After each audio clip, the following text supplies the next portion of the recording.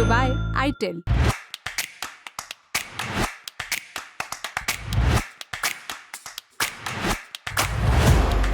नमस्ते, मेरा नाम है सरवत और आप देख रहे हैं दी ललन टॉप का डेली फाइनेंशियल बुलेटिन खर्चा पानी। जब भी किसी शेयर की कीमत तेजी से बढ़ने लगती है तो अनुभवी निवेशक नए वालों को नसीहत देते हैं कि ज़्यादा उड़ो मत। शेयर मार्केट तो वैसे भी जोखिमों के अधीन है, मगर ओवरटेक करने में जितना रिस्क है उतनी ही चमत्कार की संभावना भी। दलाल स्ट्रीट के इतिहास में एक स्मॉल कैप स्टॉक फर्म ने ऐसा ही कुछ कर दिया है। फर्ज कीजिए कि धनतेरस के अगले दिन सुबह आप उठे, अपने ट्रेडिंग ऐप में लॉगिन करें और देखें कि लगभग भूला हुआ स्टॉक रातों रात एवरेस्ट चढ़ गया है। यही कहानी है एलसिट इन्वेस्टमेंट्स की। फर्ज भर नहीं करना है, ऐसा वाकई हुआ है। एक स्मॉल कैप स्टॉक जो ₹3.53 से बढ़कर 2,36,250 रुपये प्रति शेयर पर पहुंच गया है। इसने नवल किशोर निवेशकों से लेकर अनुभवी लोगों तक सबके होश फाख्ता कर दिए हैं। एक शेयर 2,36,000 रुपये पर पहुंच गया है। ऐसा भारतीय शेयर बाजार में आज तक नहीं हुआ। इससे पहले टायर कंपनी मद्रास रबड़ फैक्ट्री यानी कि MRF वालों का एक शेयर 1,20,000 तक पहुंच गया था। इस तरह से शेयर की कीमतों में आई छलांग के चलते एलसिट का शेयर अब देश का सबसे महंगा स्टॉक बन चुका है। आगे बढ़ने से पहले एलसिट इन्वेस्टमेंट्स की पूरी कहानी जान लेते हैं। दरअसल एलसिट इन्वेस्टमेंट्स मुंबई की कंपनी है, एक गैर बैंकिंग वित्तीय कंपनी यानी कि NBFC है। ऐसी कंपनी जो बैंक नहीं है, जाहिर तौर पर उनके पास बैंकों जितने अधिकार नहीं होते हैं, मगर वो बैंक जैसी कुछ सेवाएं देती हैं, जैसे कि लोन देना, पैसा जमा करना वगैरह। एशियन पेंट्स से इसका गहरा संबंध है। एशियन पेंट्स के प्रमोटर्स के पास एलसिट में 75% की हिस्सेदारी है। उनके अलावा प्रमुख शेयर धारकों में हाइड्रा ट्रेडिंग 9.04% और 3A कैपिटल सर्विसेज 3.34% है। एलसिट इन्वेस्टमेंट्स के पास एशियन पेंट्स में 1.28% हिस्सेदारी है।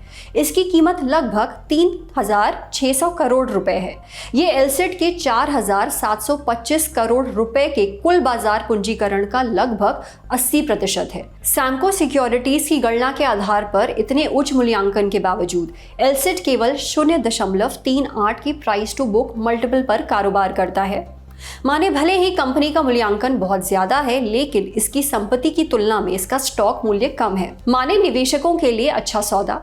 वित्त वर्ष 2024 के लिए एलसिट ने मुख्य रूप से प्रॉफिट से 235 करोड़ रुपए का राजस्व और 176 करोड़ रुपए का मुनाफा दर्ज किया।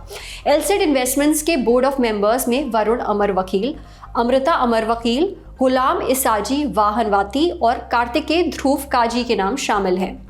एलसिट कई सालों से बहुत कम कीमत पर धंधा कर रहा था। वैसे तो 2011 से इसका मूल्य लगभग ₹3 प्रति शेयर था, लेकिन इसका प्रति शेयर बुक वैल्यू काफ़ी ज़्यादा थी, 5,85,225 रुपये। उदाहरण से समझते हैं। फर्ज करें कि एलसिट का शेयर एक जमीन का टुकड़ा है। इस जमीन का आधिकारिक मूल्य बहुत अधिक था, मगर लोग इसे बेहद कम कीमत पर बेच रहे थे। अब यह अंतर इतना बड़ा था कि ज्यादातर लोगों ने जमीन रोक ली, बेची नहीं। उन्हें पता था कि असली कीमत बहुत ज़्यादा है, क्योंकि बहुत कम लोग अपनी ज़मीन को इतनी कम कीमत पर बेचने को तैयार थे। इसलिए बाजार में शायद ही कोई खरीदने वाला या बेचने वाला बचा था। एलसिट के शेयर की कीमत में भारी उछाल एक विनियामक हस्तक्षेप के कारण हुआ। Security and exchange board of India ने पाया कि एलसिट समेत कुछ कंपनियां अपने वास्तविक मूल्य की तुलना में बहुत कम कीमतों पर कारोबार कर रही थीं। इसे ठीक करने के लिए security and exchange board of India ने स्टॉक एक्सचेंजों से एक विशेष सत्र आयोजित करने को कहा। बॉम्बे स्टॉक एक्सचेंज और नेशनल स्टॉक एक्सचेंज दोनों ने होल्डिंग कंपनियों के लिए एक विशेष कॉल नीलामी सत्र आयोजित किया। इस विशेष सत्र ने एलसिट के वास्तविक मूल्य को तय कर दिया, जो ऑब्वियसली इसके पिछले मूल्य से बहुत ज्यादा था। मजे की बात यह है कि कंपनी के पास नीलामी के लिए 241 शेयर ही थे। नतीजा, इसके शेयर की कीमत में 67 लाख % की वृद्धि हुई, जो रिकॉर्ड पर अब तक का सबसे ज्यादा वन डे प्रॉफिट है। ये था आज का खर्चा पानी। ये बुलेटिन लिखा था हमारे साथी सोमशेखर ने। आप अपनी राय कमेंट बॉक्स में जरूर दीजिए। अगले एपिसोड तक अपना ख्याल रखिए। शुक्रिया।